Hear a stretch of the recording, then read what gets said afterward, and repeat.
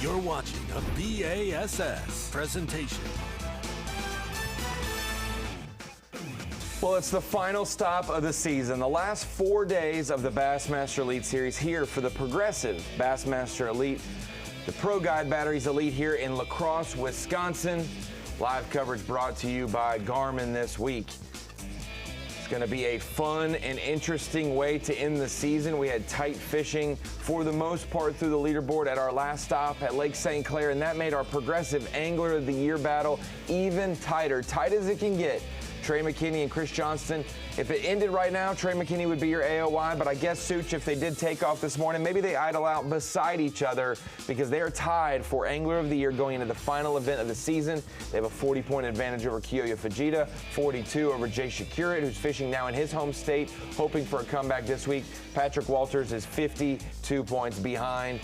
Basically, if Trey and Chris make the top 50, it's a 4-horse race. If they are near the top 10, well, it's going to be a 2-horse race. Here's how it shakes out for the season. You've got an angler on the left with a poor finish in 89th, yet he has 5 top 10 finishes on the Elite Series since that point. Meanwhile, the guy on the right, Chris Johnston, 0 top 10s this year, but we've got 2 11ths, 2 15ths, a 13th, a 21st in there, and nothing worse than 33rd. So going into the final event, absolutely a horse race for Progressive Angler of the Year, the tightest we've ever seen going in the last 4 days of competition. It's the only tie we've ever had going into the final event, Ronnie. And the key numbers is 28. That's what Chris Johnson wants to stay at. And Trey McKinney wants to make it 29 different people who have won an Angler of the Year in the 55 years it's been awarded. That will be something we keep an eye on this week as well. We'll have our eyes on Rookie of the Year. Also, we have 6 cameras out on the water to start our tournament today. Top 2 in Angler of the Year with Trey McKinney, Chris Johnson. Top 2 in Rookie of the Year with Paul Marks and Tucker Smith. And then we have the Bubble Boys. Last man in the Classic, Pat Schlopper, fishing in his home state. And first man out of the Classic currently right now, Brandon Polinick, who has a lot of good and bad history here at the Mississippi River. Those are our 6 anglers. Look at the peanut gallery already gathering down in Pool 8, waiting for the anglers to arrive.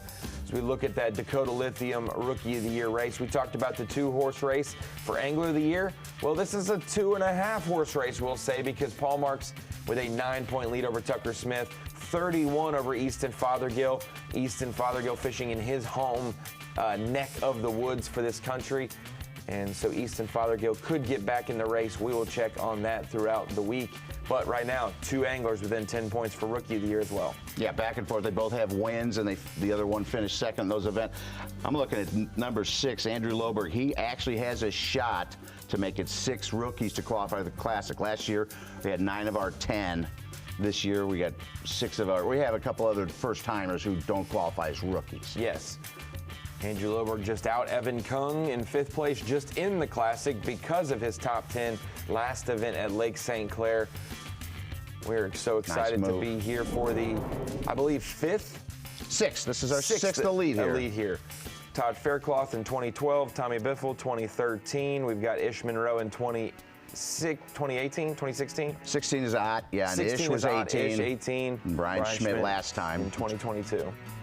As we look here at Takeoff, Takeoff is just 10 minutes away, waiting for Takeoff to start with our Bassmaster Live show in conjunction. So top 10 docked up, ready to go. We are heading out in Takeoff order of the Angler of the Year standings. Such, normally it doesn't matter where you are in the Takeoff order because it flips the next day.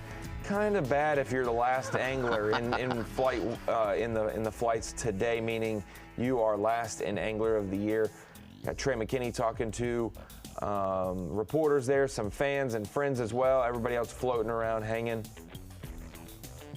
I'm interested to see what the guys figure out. The talk this week was we've had some rains coming in. It's muddied certain areas, and water has risen, so maybe the fish will go a little bit further towards the tracks on each side, and we may see some good frogging, Ronnie. That was the #1 picked bait of choice that we might see contend here. Yeah, there are some baits that may excel in certain spots on this fishery, but overall you could throw a frog at anything you see and have a good chance.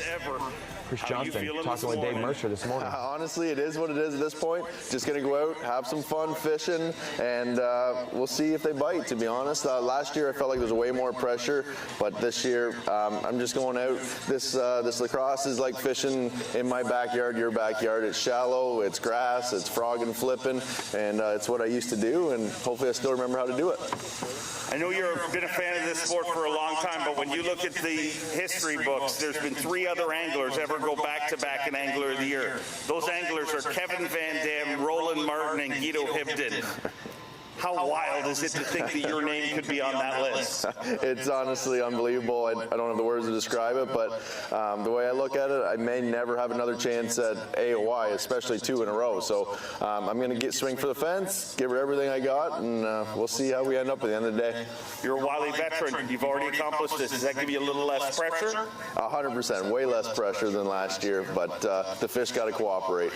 Go make it happen. Chris Johnson going out in just a few minutes' time. I would say that's the man chasing for Angler of the Year, but they are tied. But the weight tiebreaker is a big deal this week because if they were to somehow end up tied, which is not actually possible, but Trey McKinney owns that tiebreaker over the rest of the field. As Dave Mercer now talking to Trey McKinney. I definitely feel a little nervous. Last year, it was a turn of unfortunate events and stuff, but this year it's exciting. Practice was very questionable. Going on from there, I love this place. This place has been really good to me in the past, so we'll see what happens. But it's definitely been, like Chris was saying, a weird kind of practice. It wasn't. We're biting everywhere, I can tell you that much. So it was kind of weird, but I think that we have a few little things that we can do to hopefully fish and see what happens. But they got to cooperate, just like he said.